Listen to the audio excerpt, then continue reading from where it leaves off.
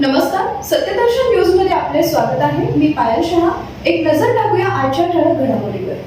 मंत्रिमंडळाच्या बैठकीत शेतकऱ्यांसाठी महत्त्वाचे निर्णय।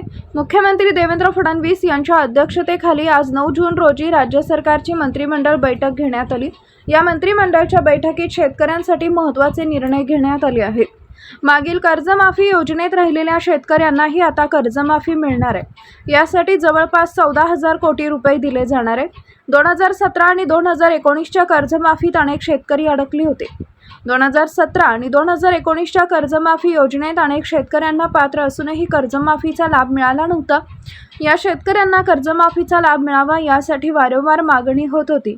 त्यामुळे 2017 आणि 2019च्या कर्जमाफीत अनेक वंचित राहणाऱ्या 5 लाखपेक्षा अधिक शेतकऱ्यांसाठी राज्य सरकारनं मंत्रिमंडळाच्या बैठकीत महत्त्वाचा निर्णय घेतलाय। यासाठी शेतकऱ्यांचे आधार प्रमाणीकरण केलं जाईल, तसेच ॲग्रिस्टॅक आधार सामग्री मंचावर शेतकऱ्यांची नोंदणी अनिवार्य करण्यात आली आहे। योजनेच्या कार्यान्वयनासाठी अद्ययावत पोर्टल विकसित करण्यात येईल।